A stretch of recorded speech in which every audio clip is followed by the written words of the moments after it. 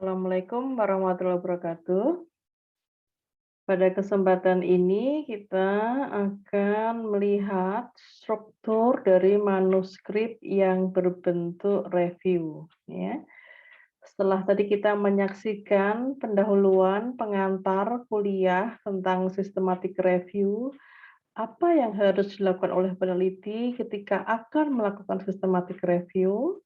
Nah, sekarang kita akan melihat bagaimana wujud struktur dari body manuskrip sebuah artikel yang berbentuk review, ya.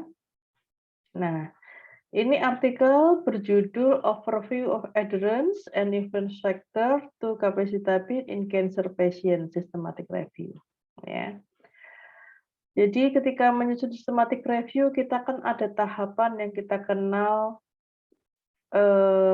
menentukan topik dari review itu sendiri, ya, dengan misalnya dengan framework PICO, ya. Tentukan siapa population-nya, apa intervention-nya, comparator-nya, outcome-nya, seperti itu ya. Atau secara umum kita tentukan problemnya itu apa yang mau kita angkat, gitu ya. Dan harus fokus spesifik, ya, sesuai dengan apa yang kita inginkan.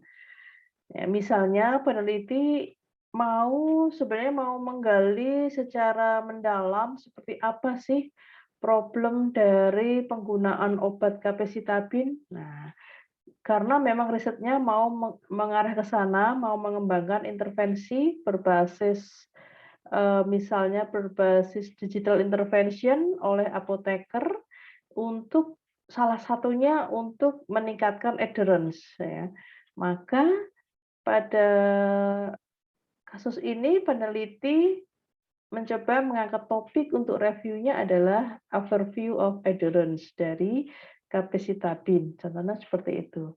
Jadi memang sesuai kebutuhan dari peneliti, ya, seperti apa risetnya dan ini menjadi fondasi untuk risetnya karena literatur review, systematic review itu adalah menjadi awal yang baik ketika kita akan menentukan metodologi, instrumennya, mau seberapa jauh follow up-nya, intervensinya seperti apa, itu memang harus banyak, didukung oleh evidence base ya.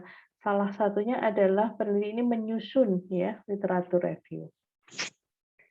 Nah, kita masuk ke body manuskrip ya. Di sini diawali dengan abstrak ya. Dengan struktur abstrak yang bentuknya ada terstruktur ya, background, methods, results, conclusion, dan ada keyword di situ. Tapi ingat, menyusun abstrak itu adalah bagian terakhir dari membuat manuskrip ya secara keseluruhan. Termasuk judul ya, judul adalah yang terakhir aja gitu ya. Jadi setelah kita tadi mendapatkan teori tentang menyusun systematic review, bagaimana melakukannya, membuat setiap strateginya, kemudian menyaring artikel itu, misalnya dapat 9 atau 10 artikel, kemudian diekstraksi, kemudian disajikan dalam bentuk tabel, data extraction. Nah, itu kan hasil, ya. Metode dan hasil. Sehingga bagian itulah yang kita susun lebih awal, ya, yang mudah yang kita lakukan. Seperti menulis kemarin original artikel, bagian yang paling bisa dilakukan ditulis oleh peneliti adalah metode dan results. Ya. Kita menuju ke metode dan result. Ya, kalau kita sudah biasa dalam menulis, ya, menulis metode itu sebenarnya standar, ya, sama seperti contoh-contoh artikel yang banyak ya sering kita baca. Jadi kalau makin sering kita banyak membaca, kemudian kita mempraktekkan menulis itu akan lebih mudah ya.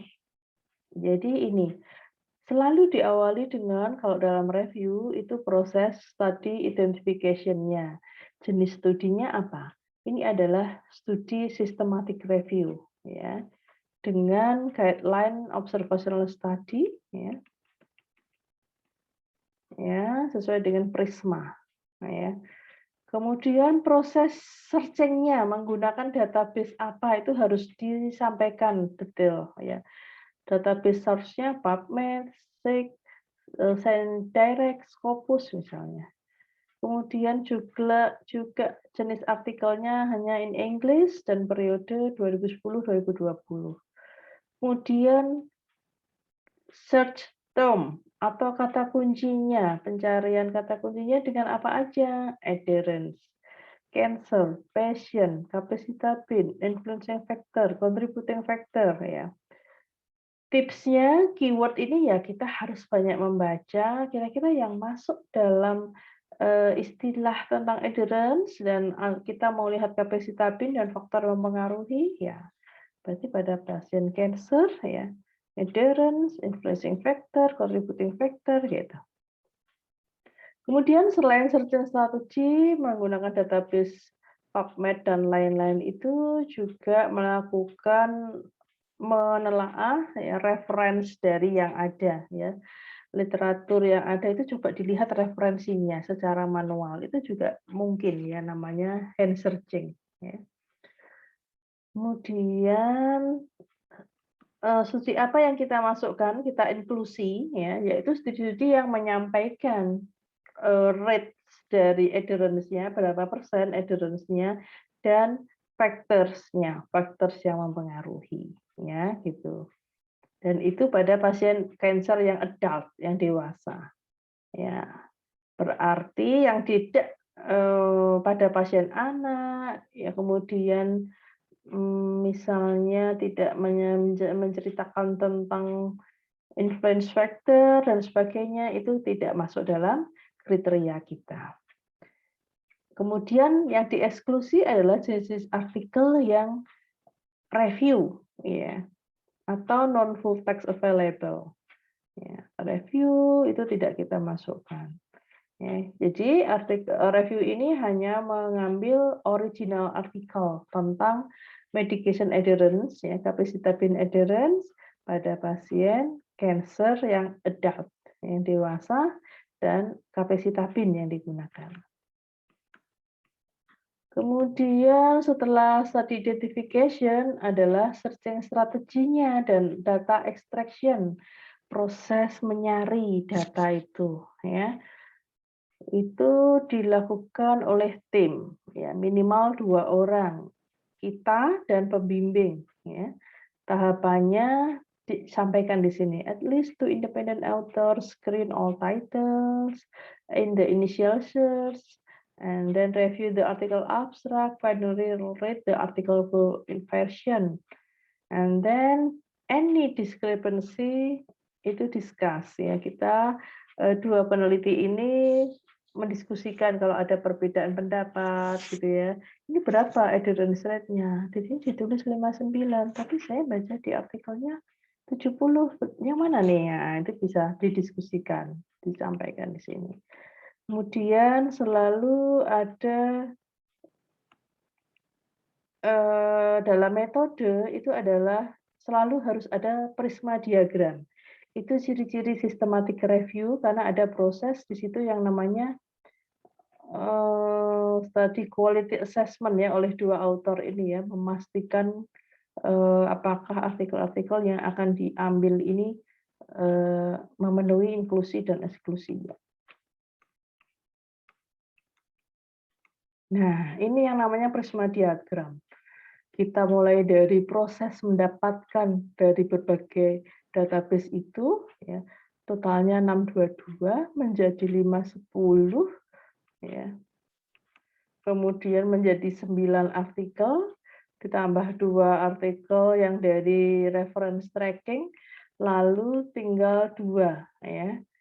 Tinggal 9, yang 2 di-delete karena ada duplikat. Duplikat maksudnya 9 dan 2 itu ada 2 artikel yang ternyata ada juga di 9 artikel itu. Jadi di-delete ya, jadi tinggal 9. Ini harus selalu ada, prisma diagram of retrieved article. Hasilnya, ya, results yang harus ditulis setelah metode, itu adalah tentang pertama itu selection of articles. Jadi kriteria atau karakteristik dari artikel itu. Analog kalau kita menulis manuskrip original artikel, itu kayak, responden karakteristik, ya, selalu ditulis di awal ya hasilnya itu. Ini cerita kita dapat 622 lalu sampai mendapatkan 9, ada di figur 1 ya. Kemudian studi karakteristiknya itu ada di tabel 1, itu kita menemukan 9 studi itu dijalankan, diteliti di Amerika, Swiss, UK, Malaysia, Netherlands, Jerman gitu. Oke. Kemudian jumlah responden ada yang per studi 43, ada yang sampai 220. Ya, kemudian jenis studinya cross sectional, ada yang menyebutkan retrospective study ya. Ada yang prospektif observational cohort study design ya. Mereka menggunakan style sendiri ya. Oke, itu studi karakteristik. Kemudian kita perlu menampilkan apa lagi di result? Ya, sesuai dengan tujuan penelitian kita. Di dalam data extraction kita menyusun selain studi karakteristik, negaranya di mana, pelitinya siapa, settingnya di mana, gitu ya. Juga tentang adherence itu sendiri dan metode yang digunakan, gitu. Jadi adherence itu sendiri kita ternyata bervariasi, ada yang membuat cupping score kalau 80% obat itu diminum, itu disebut adherence ya, patuh. Atau fully comply dengan recommended dosage ya. Atau ada yang kalau self-reported questionnaire harus 225 skornya kalau pakai Mars. Atau kalau pakai instrumen lain, pokoknya yang skornya high ya, tinggi. Gitu. Nah, cara mengukur adherence dengan berbagai macam ternyata terjadi di tabel 2. Ada electronic monitoring device, ada 3 studi, yaitu studinya Jiang, Partridge, Walker. Kemudian MEMS, Pharmacy Record, Diary, Kawakami, oleh Kawakami. Ya. Kemudian Mars, oleh Bhattacharya, Hebner, MCQ, oleh Zahrina, Winterhalter. Kemudian ada yang menggunakan kombinasi. Selain kuesioner, ada PILCAN, dan lain-lain. Ya. Oke. Atau bahkan serum drug metabolit. Ya, itu ada. Itu instrumennya dan definisi dari dikatakan adherence. Ya. Kemudian kita perlu menyantumkan hasil apa lagi di dalam review kita, yaitu adherence level. Ya, judul kita kan memang mau melihat berapa persen adherence-nya dan faktor-faktor yang mempengaruhi. Ya. Jadi kita beri pengantar dulu, studi karakteristiknya seperti apa, lalu adherence-nya itu dengan instrumen apa dan bagaimana definisinya gitu ya. Nah, adherence level ini diukur, ada berbagai rentang studi, ada yang hanya 1 cycle aja, ada yang sampai 8 cycle. Ada yang diekspresikan dengan mean, SD, atau median, atau percentage. Ya. Ada yang mengotorikan low atau high adherence gitu. Makanya juga bervariasi. Jadi di sini peneliti, penulis itu menyediakan informasi summary dari 9 studi tadi tentang medication adherence. Ya, gitu. Jadi ada yang menyampaikan datanya macam-macam, ada yang 51%, 80, 87, 100 gitu ya, percentage. ya. Nah, jangan lupa setiap kita setelah menyajikan percentage atau datanya, masukkan sitasi dari si author, ya. Kemudian juga ada studi longitudinal juga ya. Oke. Adherence level sudah. Sekarang kita masuk subbab apa lagi ya di dalam results. Ingat, kita kan tujuannya juga mencari informasi faktor yang mempengaruhi adherence, gitu kan. Nah, maka kita harus memasukkan data itu sebagai hasil. Ya. Faktornya kita sajikan di tabel 2 juga, gitu ya. Nah, kita mengelompok-ngelompokkan faktor yang mempengaruhi itu berdasarkan World Health Organization Framework. Ya, ada 5 kategori menurut WHO itu. Patient related factor, misalnya health system related factor dan sebagainya, itu pakai itu pengelompokannya, ya. Nah, patient related factors, menurut banyak studi ini ada yang intentional, unintentional. Contohnya knowledge, ya, misunderstanding, patient beliefs, awareness of compliance tool, dan sebagainya. Forgetting to take medication itu masuk dalam patient related factor. Kemudian ini tadi ya tabelnya. Ingat dalam membuat ini itu kan semacam ini yang kita sebut data extraction ya. Tabel 1 kan karakteristik tadi ya. Nah, oke. Kemudian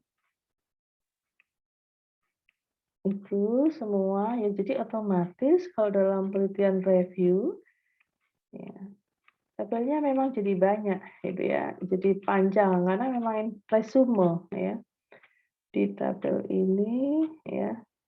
Ini nanti bisa dilihat formatnya tentang data extraction.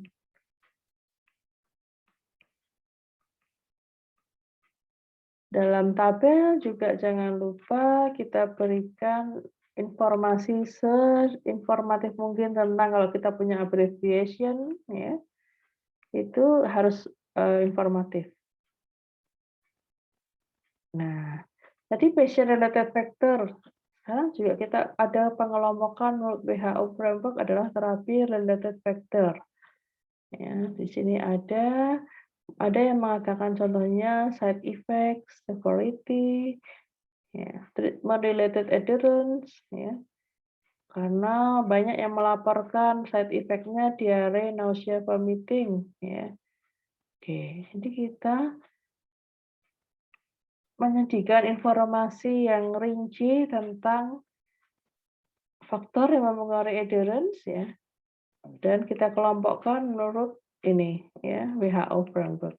Lalu ada stage, ya, condition related factor, ya. Menurut WHO ada, ya. Kemudian healthcare team and system related factor, mungkin kepuasan dan sebagainya, layanan, ya. Kemudian social economic factor juga mempengaruhi, ya, culture, gender, socio-economic factors, seperti itu. Oke, jadi kita selesai pada tahap menyajikan methods dan results. Oke, sekarang karena kita sudah ada ya datanya, maka kita dengan mudah akan membuat discussion. Sama seperti menulis original article. Discussion itu adalah membahas ya, findings kita. Ya, kita highlight dulu. Kita bertujuan mendapatkan informasi tentang adherence dan factors. Kemudian muncul adherence-nya dari berbagai studi tadi ada yang 51% sampai 100%. Ya, memang range-nya luas. Dan itu kompleks karena dipengaruhi oleh multifaktorial. Ya, banyak sekali faktor yang mempengaruhi. Kemudian metodenya juga variatif. Ya. Dan itu akan mempengaruhi threshold tentunya, mempengaruhi judgement-nya low atau high adherence. Nah, lalu kita juga bisa mengulas tentang penggunaan instrumennya, Mustaches use MEMS. Ya, itu memang cenderung lebih eh, menghasilkan skor yang rendah ya, karena kan MEMS itu bagus ya, instrumen yang lebih objektif ya dibanding kuesioner ya, seperti itu. Terus cerita MEMS itu cenderung expensive ya, dan not always visible option in daily practice or community setting ya. Kita bisa bahas instrumennya ya, seperti yang disampaikan oleh McHugh. Ya, MEMS juga membuat bahkan pasien menjadi non-adherence kemungkinannya ya. Tapi sisi lain ada self-reported method ya, ada MARS, ada berbagai macam bentuk ya tadi instrumennya self-reported questionnaire ya, MARS ya. Tapi ini metodenya simple, inexpensive, practical, fleksibel, tapi juga sering overestimated ya. Jadi kita kadang nggak bisa menguak problem lebih mendetail karena mereka menilai sendiri. Ya, seperti itu. Kita bisa bahas ya. Nah, juga jenis studinya kalau prospektif itu bisa melihat secara rinci factors influence adherence. Tapi sisi lain ya, ada juga penelitian retrospektif ya. Ini agak sulit gitu ya, agak mungkin tidak bisa menggali lebih dalam. Oke. Jadi jenis study design juga bisa kita bahas. Ya. Kemudian bahas faktor ya. Faktor-faktor tadi ya, ini sejalan ya. Penentu faktor yang selalu muncul adalah side effect, unintentional factor juga dari patient related tadi, terapi factor sejalan dengan penelitian-penelitian yang lain. Ya, seperti itu. Kemudian juga barriers ya, itu juga bisa kita diskusikan di sini. Ya. Prinsipnya sama seperti menulis artikel original. Ya. Nah, dan juga jangan lupa study limitation. Ya, review kita memang perlu apa? Need to be aware ya. Mungkin kita hanya terbatas pada studi observational study, ya, tidak bisa mengeksplor lebih dalam. Ya, kemudian conclusion, ya. Adherence itu multifaktorial, kemudian perlu understanding. Nah, ini nih adherence ini satu kalimat saja conclusion-nya. Kemudian sisanya adalah rekomendasi. Kita perlu understanding, memahami permasalahan adherence sebelum intervensi itu dilakukan. Ya. Kemudian highlight lagi adverse event, ya, menjadi main factor. Ya. Nah, di dalam penelitian ini interpretation generalization need to be require attention ya. Ini oleh peneliti diletakkan di conclusion, tapi bisa juga kita letakkan di bagian akhir dari discussion sebagai study limitation ya. Seperti itu. Ya ini juga boleh ya, nggak apa-apa. Kemudian reference, tentunya 9 reference itu tadi, dan reference yang dipakai untuk membahas ya. Itu ada sekitar berapa ini ya, cukup banyak ya, 30-an. Ya. Di sini juga kita agak perlu juga ya memasukkan studi-studi pendahuluan kita, ya itu juga strategi, ya. Selain meningkatkan sitasi dari artikel yang sebelumnya yang terpublish, juga bermanfaat untuk meyakinkan editor bahwa kita adalah penulis yang punya, punya track record yang bagus ya dalam publikasi. Jika kita punya publikasi yang related. Kemudian ada satu bagian lagi yang belum kita lakukan, yaitu menulis introduction, ya. Kemudian dan abstrak, ya. Ini bagian yang paling terakhir kita tulis nanti aja, ya.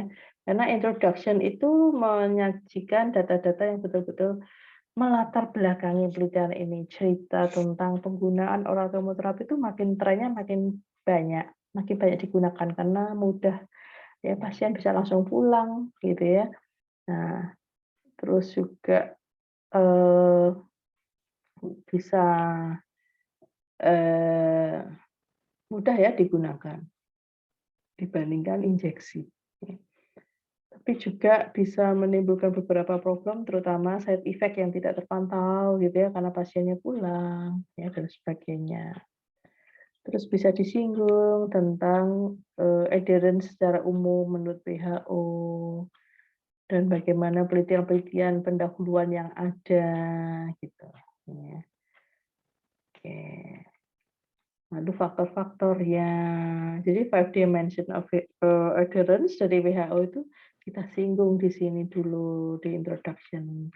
Lalu jangan lupa bagian terakhir dari introduction selalu kita berikan tujuan dari review ini. This review aim to explore studies on the risks and influencing factors related to adherence of capecitabine in cancer patient. Oke, ya. Lalu jangan lupa bagian terakhir, paling terakhir adalah abstrak. Karena apa? Abstrak itu kan harus mencerminkan, eee, isi, konten dari manuskrip kita. Yang sering lupa itu menuliskan background yang terlalu panjang ya, padahal itu nggak boleh. Ini kan hanya satu kalimat aja, increasing use. Kemudian di bagian akhir dari background itu adalah tujuan. Lalu metodenya justru yang memang harus paling poin penting harus muncul adalah strateginya, keyword-nya, sama inklusinya apa aja, ya. Kemudian hasil, ya, sebutkan finally kita dapat berapa artikel, kemudian main data kita harus disampaikan di situ.